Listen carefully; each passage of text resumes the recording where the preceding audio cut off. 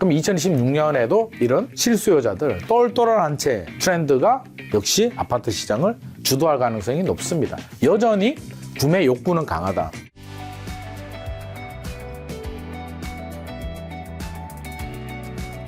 작년 부동산 시장 한번 점검하고 올해 시장에 대한 이야기 해볼까 하는데 25년 서울 아파트 값이 2006년 이후 19년 만에 최대 상승폭을 기록했다고 기사가 많이 나왔더라고요. 그 근본적 이유는 뭘까요? 이거 사실관계 바로 짚고 넘어가야 될 것 같습니다. 사실관계? 네. 기사 나왔던데? 기사는 나왔죠. 그래서 기사 보면 네.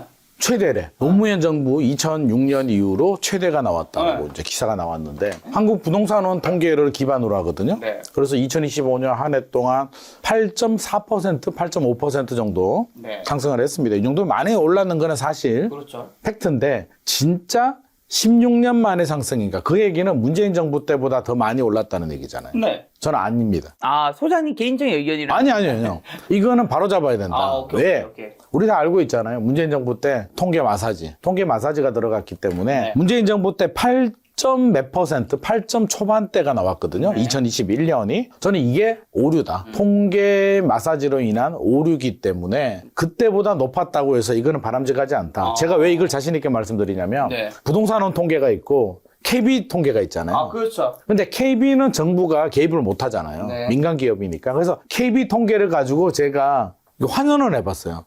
KB 통계가 2021년과 2025년 비교를 해봤단 말이에요. 네. KB는 2021년이 더 높았어요. 네. 그래서 그 비율을 다시 역으로 환산해 보니까 2021년 한국 부동산원 통계가 13% 정도가 적정한 숫자였다. 저는 그렇게 생각합니다. KB를 가지고 다시 환산 계산을 해보니까 13%다. 그 얘기는 2021년이 더 오른 건 맞다. 2021년. 네, 2021년보다는 2025년이 많이 오른 건 아니다. 하지만 통계는 그렇고요. 한강벨트, 한강벨트. 과천, 네. 분당 같은 경부벨트만 놓고 보면 2025년이 더 올랐습니다. 아. 그러니까 통계는 그런 점, 그러니까 마사지가 들어갔기 때문에 2021년 통계가 마사지. 오류가 있다. 하지만 한강벨트는 훨씬 더 올랐다. 어쨌든 한강 뭐 가천 이쪽은 뭐 많이 오른 그때보다 더 올랐고 플러스로 굉장히 많이 오른 건 사실이잖아요. 2021년도 이제 오르긴 했는데요. 이제 특징을 좀 미리 네. 기억이 안 나시는 분들도 있으니까 좀 설명을 드리면,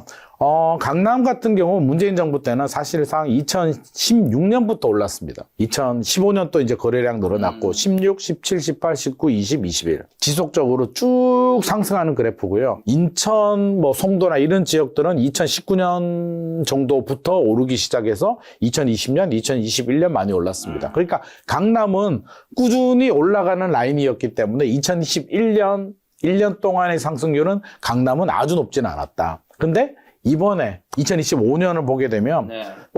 통계 몇 퍼센트는 이제 느낌이 안 오니까 네. 저는 최근에 흑석동에 다녀왔거든요. 흑석도. 흑석 뉴타운에 가보면 흑석에서 이제 가장 인기 있는 아파트가 7구역 재개발한 아크로리버하임인데 아크로리버하임이 전용 84 우리가 말하는 9평입니다. 34평. 2025년 이제 작년이 됐죠. 1월에 얼마가 거래가 됐냐면 24억에서 26억 사이. 24억 몇천, 25억 몇천, 1월. 뭐 1월이 10월 거래 가격된 거래 금액을 보게 되면 34억 6천이 찍힙니다. 10억? 흑석동이 무슨 구죠? 동작구입니다. 한강벨트. 쉽게 말하면 24억, 25억에서 34억 같고요. 더 놀라운 점은 호가는 37억 부른다는 거. 그러니까 특징이 뭐냐면 실거래 가격이 10월, 11월 되잖아요. 거래된 가격보다 집주인이 2억에서 3억은 올려서 올린 호가로 매물을 내놓습니다. 그래서 뭐 어떤 분들은 매물이 줄지 않았다라고 하는데 상승 매물이 늘어났다. 집주인들이 던지고 있다. 라는 게 하나의 특징 중에 하나인데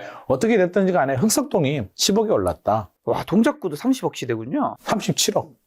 부르고 있으니까 상당히 많이 올랐다. 2021년에는 이렇게 오르지 않았습니다. 네. 그러니까 특징을 바라본다면 한강벨트 지역은 2021년 문재인 정부 때보다 더 올랐다. 하지만 서울 전체 통계를 본다면 그렇지 않다. 상계동, 노도강이라고 하잖아요. 이런 지역들은 2021년보다 터무니없이 안 올랐다. 이렇게 정리할 수 있을 것 그럼 같습니다. 어쨌든 지금 집값 굉장히 많이 오른 이유는 뭐죠, 작년에? 일단 뭐 여러 가지 이유가 있는데 좀 네. 살펴보게 되면 2025년에 상승이 3번 있었잖아요. 상승 파도가 이제 3번 있었는데 2월, 3월에 토지거래가구역 풀면서 땅 6월에 불확실성 제거. 이게 뭐냐면 이제 거슬러 올라가게 되면 2024년 9월부터 이제 한번 여름에 스트레스 DSR 2단계 그 2달 연장을 하면서 여름에 한번 올랐고 9월부터 떨어지다가 12월에 계엄이 있었죠. 정치적 불확실성. 그때 사야 될 사람들이 안 삽니다. 지켜보죠. 그러다가 2월에 토지거래가구역 풀어주니까 지방에서 원정 투자 들어오고, 야, 강남에, 강남 3구, 용산구, 장삼, 대청 전세 끼고 살 수 있는 길이 열리니까 폭발적으로 한번 늘어났잖아요. 강남이 이때 치고 올라가고, 5월 넘었으니까 이제 대선 결과가 나오잖아요. 조기 대선. 네. 우리가 이제 장미 대선이라고 하죠. 장미꽃 필 때 조기 대선 결과가 불확실성 제거죠. 네. 그러니까 이제 정치적 불확실성이 제거가 되니까 두 번째 상승이 오릅니다. 쭉 올라가는데 여기까지만 하더라도 이재명 정부의 잘못은 아닙니다. 2025년에 3번의 상승이 있었는데 1번 상승과 2번 상승은 현 정부의 잘못은 아니고요. 3번 상승이 이제 문제인데 3번 상승은 9월, 10월에 나옵니다. 971 공급 대책 기억나시죠? 그렇지. 135만 호 2030년까지 착공하겠다라고 발표를 하니까 시장에서 오히려 집값이 오릅니다. 왜 올라가냐면 실제로 뭐 서울 공급 물량이 거의 뭐 몇 퍼센트 안 됐다면서요? 몇 퍼센트 되지도 않고 135만 원 하면 어떤 느낌이 드세요? 많은데요? 그거 많지. 그거 다들 그래요. 많은데요? 친구한테 돈 빌려봐요. 돈 빌릴 때 친구한테 한 10만 원 빌려달라고 하면 빌려주잖아요. 네. 1000만 원 빌려달라면 화내잖아요.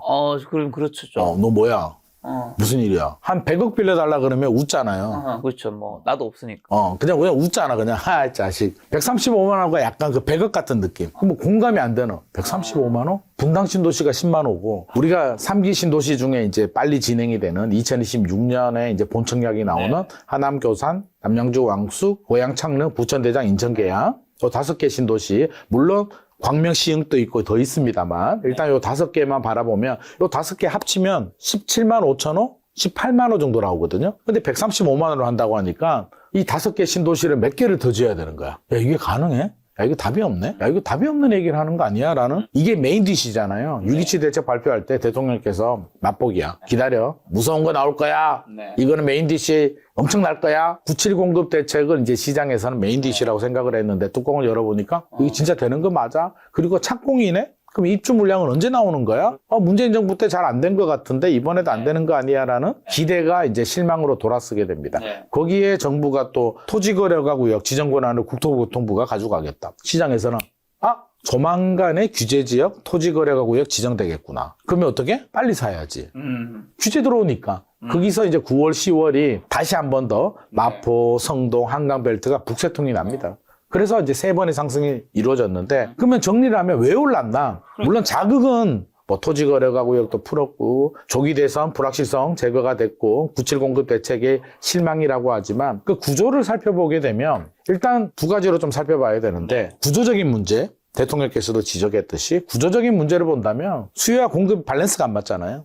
서울은 수요 과잉, 공급 부족. 그래서 공급을 늘린다고 하는데 언제 늘려? 하더라도 10년은 걸리지 않겠어? 정비사업 신속통합계획 아무리 해도 18.5년에서 12.5년도로 줄어들어도 그래도 10년은 걸리잖아. 고질적인 공급 부족에 수요 과잉. 아니 서울은 사람이 뭐 지방에서도 일자리를 찾아서 올라오니까 이 고질적인 문제가 하나 있고요. 두 번째는 이제 단기적으로 영향을 주는 건 우리가 공급 부족 모르는 건 아니니까 다 알고 있는데 많은 분들이 그 얘기를 합니다. 2025년에 왜 집 사려고 해요? 인터뷰해 보게 되면 너무 불안해요. 맞아요. 불안해서 죽겠어요. 저 얼마 전에 며칠 전에 다큐도 봤습니다. 맞죠? 불안해 죽겠대. 그래서 아니 왜 불안해요? 지금까지 잘 살았는데 돈 없는 사람은 어떻게 보면 안 불안합니다. 그냥 돈이 없으니까 나 어차피 집을 못 사니까 안 불안해. 그냥 살던 대로 열심히 살면 되는데 어떤 분들이 불안하냐면 2025년 하반기에 만나신 분들을 보면 돈이 최소 5억에서 많게는 한 30억 정도 있는 분들이 많은 불안감을 호소합니다. 28억 정도 현금을 가지고 계시는 분 중에 제가 우는 분 봤거든요. 불안해서 울더라고요. 아니 우리 상식적으로 28억 현금이 있고 지금 또 돈을 잘 버는데 아니 뭐에 불안해서 울까? 집값이 그 버는 것보다 더 빨리 올라버리니까. 그렇죠. 그런 거죠. 근데 이제 열심히 노력했습니다. 열심히 노력해서 돈 모으기가 쉽나요? 굉장히 노력했는데 2025년에 눈을 떠서 뉴스도 보고 주변을 둘러보니까 내 친구는 주식 투자해서 돈 벌었고 금 산 친구들도 돈 벌었고 집 산 친구도 돈 벌었고 코인 한 친구도 돈 벌었는데 열심히 일한 코인 잃은 사람도 좀 많을 겁니다. 코인도 이제 뭐 뒤에는 좀 안 좋았지만 어떻게 됐든 최근에 열심히 10년, 20년 동안 진짜 노력해서 돈 열심히 예금한 나만 벼락거지가 될 것 같은 두려움. 그러니까 이분들이 속상한 게 이거예요. 현금이 한 25억 있었다고 쳐요. 2년 전만 하더라도, 2년 전도 아니야. 2024년만 하더라도 전세 끼고 강남에 살 수 있었거든요. 살 수 있었죠. 전세 끼고 하면 40억짜리 살 수 있었단 말이에요. 뭐 대출 받아도 되고. 본인이 안 산 거예요. 나 당장 급한 것도 없고 마음만 먹으면 나중에 사지. 2025년에 아까 흑석동 24억이 34억 가고 호가는 37억 불러요. 대출 안 나오죠? 흑석동도 지금 못 사는 거예요. 대출 받아서 내가 입주하려고 하면 2억, 25억 넘어가게 되면 2억 나오니까 현금 25억에 2억 받으면 27억 못 사는 거야. 이제 서초구 강남구에 살 수 있는 사람이 흑석동도 지금 못 사게 생겼으니 그 마음은 역지사지해 보게 되면 엄청나게 불안합니다. 와, 나 어떡하지? 내 인생? 이제 이런 포모 현상이 이제 생겼다는 거죠. 그래서 이 유동성이 결국 불안 심리를 자극을 하더라. 이제 구조적인 문제, 수급 밸런스가 안 맞다. 서울은 고질적으로 수요 과잉, 공급 부족 지역에 유동성 많이 풀렸죠. M2가 미국보다도 2025년 하반기 우리나라가 더 많이 속도가 더 빠릅니다. 네. 많이 풀렸죠. 불안 심리까지 자극을 하는데 정부는 메인 디시가 알맹이가 없다. 각자 도생. 네. 여기까지가 2025년의 상황이고 원인이었습니다. 자, 그럼 작년 얘기 조금만 더 했죠. 송파구가 전국 상승률 1위를 차지했다고 하더라고요. 강남 3구 중에서도 독보적인 폭등세 보인 배경과 그리고 아까 전에 말씀하신 한강벨트, 강진구, 송동구 등 이른바 한강벨트 지역이 또 두 자릿수 상승률 기록하며 강세에 보인 이유는요. 제가 송파구에 사는 친구한테 축하 카톡 하나 보내줬습니다. 축하한다, 전국 1위. 뭐라고 답변했습니까? 다 올랐다. 다 올랐다. 그래서 제가 얘기했죠. 야, 너가 제일 나쁜 놈이다. 그렇게 많이 올랐다고 하는데. 더 짜증나. 이게 말리는 시누이가 더 싫어. 차라리, 그래. 그냥 기뻐해라. 차라리 고맙다. 내 밥 한 끼 살게라고 해야지. 야, 나만 올랐어? 다 올랐어라는 게 더 짜증납니다. 이게 뭐 저처럼 수원 사는 사람은 더 짜증납니다. 진짜. 근데 자, 왜 송파구가 많이 올랐느냐? 네. 자, 생각을 해보게 되면 그럼 서초구 강남구가 안 올랐느냐? 올랐죠. 올랐습니다. 올랐는데 자, 같은 비율이라도 10%가 올라도 50억 아파트가 올라가면은 55억이 되는 거고 30억 아파트가 10% 올라가면 3억이 올라가는데 일단 강남도 뭐 모든 아파트가 막 올라가는 게 아니라 최근의 양상을 보게 되면 이제 역세권에 입지가 좋은 곳, 네. 신축 아파트 또는 재건축 아파트 위주로 쭉쭉 올라갑니다. 네. 압구정도 최근 5년 동안 2배 이상 올랐고요. 반포, 뭐 우리 익히 알고 있는 원베일리 같은 거. 원베일리도 2022년, 2023년만 하더라도 전용팔상 한 30억 정도 했잖아요. 30억대. 72억 한강뷰가 나오는 거. 기준점이 일단 올라갑니다. 네. 서초구 강남구의 원베일리나 압구정동이 기준점을 쭉 올려요. 올리는데 진짜 더 많은 부자들이야 서초구 강남구 사는데 또 아까 제가 말씀드린 그런 분들 불안감을 느끼는 분들 진짜 돈 많은 분들 예를 들어서 현금 한 500억 있어. 아무 상관없죠 뭐. 뭐가 불안해. 어차피 집도 가지고 있고 건물도 있고 뭐 사면 되는데 이게 몇십억 정도 가지고 있는 분들.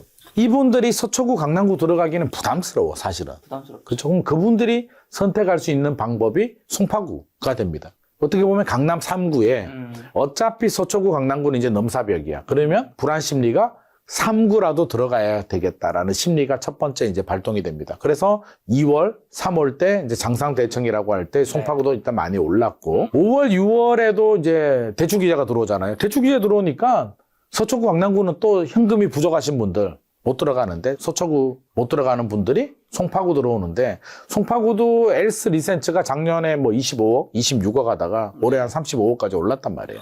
근데 또 재밌는 사실은 규제지역으로 묶이잖아요. 11호 대책 발표가 됩니다. 규제지역 서울 전역이 전혀. 토지거래가고요. 규제지역으로 묶여요. 묶였죠. 송파구가 오히려 더 인기가 높아집니다. 왜 그러냐면 제가 현장 가서 왜 도대체 35억, 36억, 잠실 엘스 리센츠, 르엘 48억 거래가 됐다고 하는데 어떤 사람이 도대체 사는 거예요? 부동산에 물어보니까 마포 성동구에 사려고 하시는 분들 계획을 했잖아요. 네. 어차피 그래 규제지역 지정되기 전에 전세 끼고 살 수는 있으니까 그러면 현금 한 20억이 있는 사람이 전세 10억 보태면 30억 살 수가 있으니까 그분들이 11호 대책으로 규제적으로 토지거래가구역으로 묶이다 보니까 이제 서울이 똑같아지잖아요. 어떤 마음을 가지냐면 이왕 묶인 거 어차피 실거주 해야 되고 대출 2억밖에 안 나오면 끌어모아서 부모님한테 좀 더 빌려가지고 그냥 송파 가자. 30억짜리 마포 성동구에 살 바에는 5억 더 주고 엘스 리센츠 살래. 그래서 송파구로가 11호 대책 이후에 또 올라갑니다. 그래서 송파구가 1위,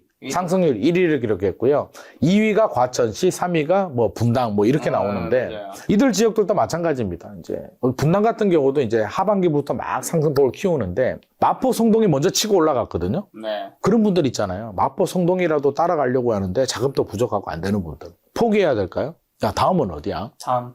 마포, 성동, 동작, 광진구 많이 올랐어. 다음은 어디야? 라고 보면 상대적으로 예전에는 그래도 뭐 마포급이라고 이야기했던 네. 과천, 분당이 이제 그 다음 순위. 아, 애들이 경기도라도 사실 말이 행정구역이 경기도지. 네. 여기는 마포급이었잖아. 라고 하면서 그 수요들이 또 마포, 성동으로 들어갑니다. 그래서 물론 호재도 있잖아요. 과천 같은 경우는 이제 재건축이 진행이 되면서 구축 아파트들이 신축으로 개발이 되고 분당 같은 경우는 일기 신도시, 선도지구 지정이 되고 일기 신도시 중에서 분당밖에 없잖아. 나머지들은 과연 제대로 되겠어? 라는 심리 때문에 이들 지역들도 올라가는데 1위에서 10위 2025년 상승 지역을 보게 되면 결국에는 한강벨트와 경부벨트, 과천, 분당이 다 차지했습니다. 그래서 양극화, 한마디로 양극화입니다. 말씀하신 상승률 다시 언급해드리면 2025년 상승률 1위를 기록한 송파구 24%, 송동구 22%, 강남구가 20%, 강진구가 20%, 경기도 과천시가 20%, 성남 분당구가 20% 정도인데 이 열기는 여기 구역만 쳤을 때는 2026년도 이어질까요, 그러면? 이어진다는 게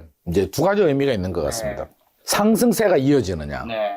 오케이. 꺾이지 않습니다. 네. 그러니까 집값이 떨어지지 않는다라고 제가 말씀은 자신 있게 말씀드릴 수가 있고요. 상승률은 이 정도는 아닐 것이다. 네. 근데 상승률은 이렇게 되기 어렵다. 아니 그러면 흑석이 25억에서 35억 갔는데 그럼 2026년에 이게 45억, 50억 간다라고 하면 그치. 흑석 아크로 리바임이 45억, 50억 가면 에리스 리센츠는 50억 넘어야 되잖아요. 그렇죠. 그럼 또 거의 50억 가야 되고 그럼 원밸리는 100억 가야 되잖아요. 근데 2026년에 이렇게 가기에는 물론 돈 있는 사람들도 여전히 많이 있습니다. 대한민국의 KB 부자 보고서 보게 되면 현금 그러니까 부동산 빼고 10억 이상 금융자산 10억 이상 되는 분이 47만 2천 명입니다. 전국적으로 서울에만 20만 명이 이상이 되는데 돈 많은 사람들이 많이 있음에도 불구하고 돈 많은 사람들도 전략이 있잖아요. 아니 생각해 보게 되면 원베일리가 2025년 상반기에 72억 거래가 됐단 말이에요. 한강뷰가 나오는. 네.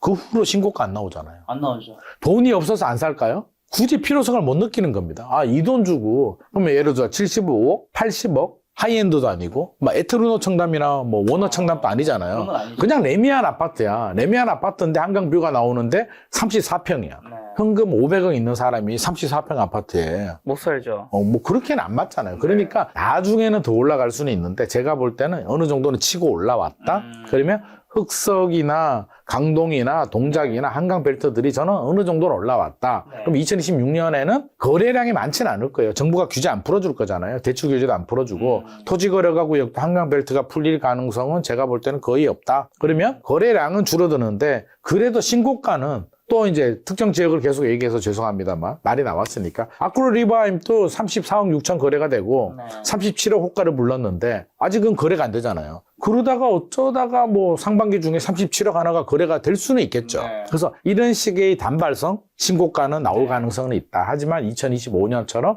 거래량을 주도하면서 상승률이 이렇게 한 30% 이상 쭉쭉 올라가는 현상은 한강벨트에서는 쉽지 않겠다라는 생각을 가지고 있습니다. 그럼 지금 12월과 1월의 수도권 부동산 집값 상한가 지금 요즘 사람들 그러면 12월과 1월만 봤을 때는 요즘의 심리는 여전히 굉장히 불안해한 심리인가요? 사고 싶어 하나요? 아니면 팔고 싶어 하나요? 설문조사가 나왔습니다. 이거 뭐 제 마음이 중요한 거 아니니까 뭐 아유, 제가 사고 싶어 하는 사람이 많을 것 같습니다. 그러면 구독자님들이 그럴 거예요. 야, 그건 네 생각이지. 네가 사고 싶은 거 아니야? 저도 사고 싶습니다. 근데 규제가 너무 많습니다. 근데 설문조사가 나왔는데 제 기억으로는 아마 직방이 조사한 것 같은데 집 살 의향이 있느냐? 2016년에 설문조사라니까 69.9% 의향이 있다라고 답을 합니다. 그러면 이분들 중에 왜 살려고 해요? 이유를 물어보니까 월세, 전세 사시는 분이 집 사고 싶어요. 전세, 월세 2026년에 더 올라갈 것 같고 나 너무 힘들어. 사실 월세 사시는 분들 굉장히 좀 불안감을 많이 호소하거든요. 민감해요. 진짜 전세 사시는 분한테 물어봐요. 사소한 얘기만 나와도 깜짝깜짝 놀라고 민감합니다. 그러니까 이분들이 내 집 마련하겠다라는 게 가장 많은 숫자가 나왔고요. 두 번째는 지역을 옮기겠다. 갈아타기 수요라는 거죠. 그게 뭐 자녀 교육 때문에 갈아타는 분들도 있고 투자 목적으로 상급지로 갈아타시는 분들도 있고 뭐 있겠죠. 자, 세 번째 이유는 면적을 줄이거나 늘리는 사람들도 있고 줄이려고 하는 사람들도 네. 있더라는 거. 이게 종합해 보게 되면 실수요자들이잖아요. 그렇죠. 실수요자가 80%입니다. 결국에는 갈아타려고 하시는 분들, 면적을 줄이거나 늘리거나 지역을 옮기거나 무주택자들이 집을 사거나 이 분들이 80% 정도. 70% 10명 중에 7명이 집 사고 싶은데 그 중에 80%는 실수요자들이더라. 그럼 2016년에도 이런 실수요자들 똘똘한 한 채 트렌드가 역시 아파트 시장을 주도할 가능성이 높습니다. 그러면 반대로 살 의향이 없는 사람은 30%.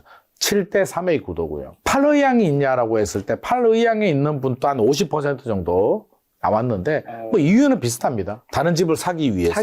뭐 이런 이유들이 많이 있기 때문에 역시 2025년의 트렌드 똘똘한 한 채와 다주택자들이 아닌 네. 한 채 가지기 이 트렌드가 2026년에도 이어질 가능성이 높고 여전히 구매 욕구는 강하다. 단 정부가 규제 대책을 강하게 했죠. 토지거래가구역을 다 묶었기 때문에 우리가 집을 살 때는 메커니즘이 그렇잖아요. 일단 욕구가 있어야 돼요. 사고 싶을 때는 이제 여러 가지 이유가 있는데 뭐 불안감 때문에 사고 싶을 수도 있고 네. 자녀 교육 때문에 사고 싶을 수도 있고 원래 계획이 있어서 사고 싶을 수도 있는데 일단 욕구는 확인했어요. 10명 중에 7명은 사고 싶다. 그러면 사려면 어떻게 사죠?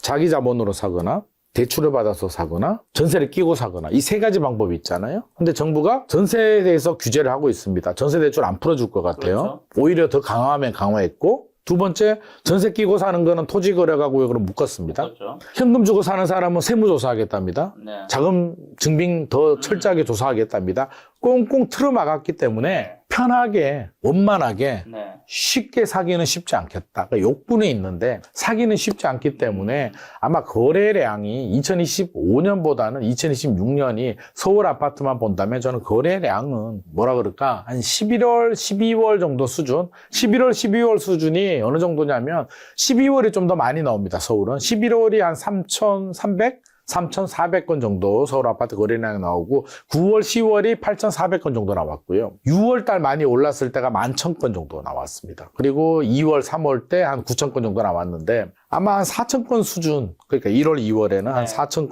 5,000건 정도 수준이 유지되는데 이게 어느 정도 지속이 될지는 어떤 이벤트? 제 생각에는 정부가 아무것도 안 하고 네.